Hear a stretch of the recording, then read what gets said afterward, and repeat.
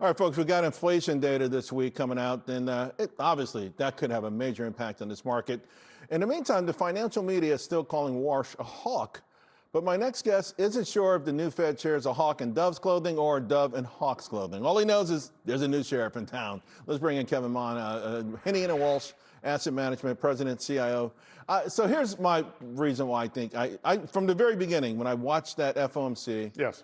And to me, he's brilliant. Yes. Even when he was at the ECB last week, what he's doing is brilliant. He's not offending anyone. Right. He's saying, okay, you guys have set up a set of rules that we play against. Yes.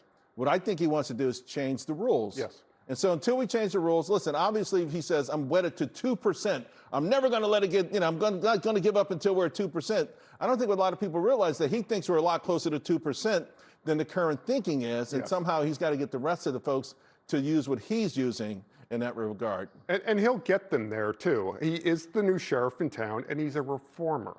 And I think he's going to change the manner in which they calculate inflation and the manner in which they communicate with the public. All those things are good for the markets. So is he a hawk? Is he a dove? I'm not sure right now, but I do know he's a reformer and the Fed is going to operate better as a result, Charles. You know, what's interesting too is at the ECB, when I heard Christine Lagarde speak after him, she was sounding like a different person. Yeah.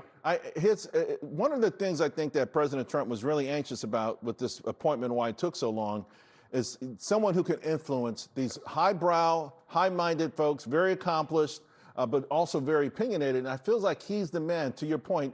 If anyone can get them to think differently, it would be Warsh. Yes, he's a diplomat. He's highly intelligent. He has experience, and he knows what needs to be done. Can he get the other FOMC members on board? Time will tell, but I wouldn't bet against them. I think he will. I think he will. So right now, folks, this is what we're looking at in terms of, right now, so far, the street's looking at a rate hike. You can see it in September. So let's say there is a rate hike. What does that do? Does that derail the stock market? Yeah, a 25 basis point rate hike, it wouldn't derail anything, but I'm not in that camp just yet. We saw the softer labor market.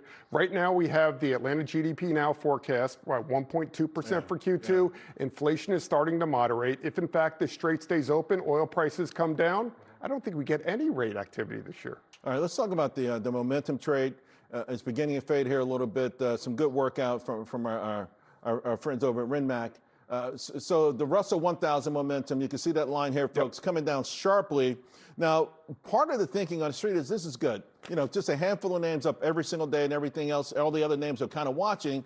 It's good for the rally to broaden out. We're going to bring up today because today, at least an hour ago, all green on the screen except low vol. And momentum up, but not as egregious as before. Is this the kind of market you prefer, where there's more participation? Absolutely. And if you look at where the breadth is right now, value over growth, small cap over large cap, international over U.S. But that doesn't mean you abandon the momentum plays. You don't abandon the Mag 7. Of course, I prefer the Air 7. right. Great segue there. Right. But you don't necessarily abandon that Mag 7. Well, let's bring that up for a second because, again, you're reading my mind.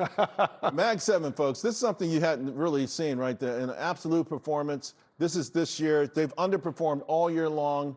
All these other niches in the market have outperformed. So you think rotation, that could be an area to look to rotate into. Yes and no, right? Because we can't have the market rally at the expense of the Mag 7. 33% of the S&P 500, 41% of the NASDAQ 100. But that breadth of the expansion is helpful because it creates more opportunities. But I think it shows us that there's a better way to play the AI revolution and the technology. What are your three different names? So you have four of the Mag and 7, but you have three names that are different in your Air 7.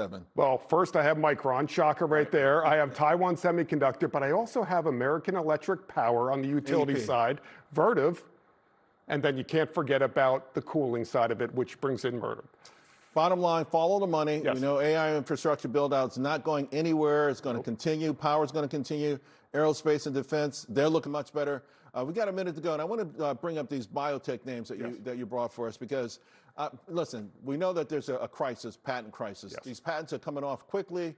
These large farmers are in trouble, and they're doing a lot of takeovers because of it. Two major headwinds. First, the patent crisis. Over 200 drugs are set to lose their patent protection over the next few years. 69 of those are blockbuster drugs with over $1 billion in annual sales. Wow. Second one, We know this year alone, $236 billion in M&A activity, 90% increase over last year, and the most fastest start since 2021. So how do you find the next names? I got 3 names for you today that I think have a high likelihood of being taken over. Allogene, A-L-L-O for the folks listening on radio. Zevra, Z-B-R-A, and we know A-L-K-S. Yes. Thank you. You're very welcome. Talk to you again real soon, Kevin.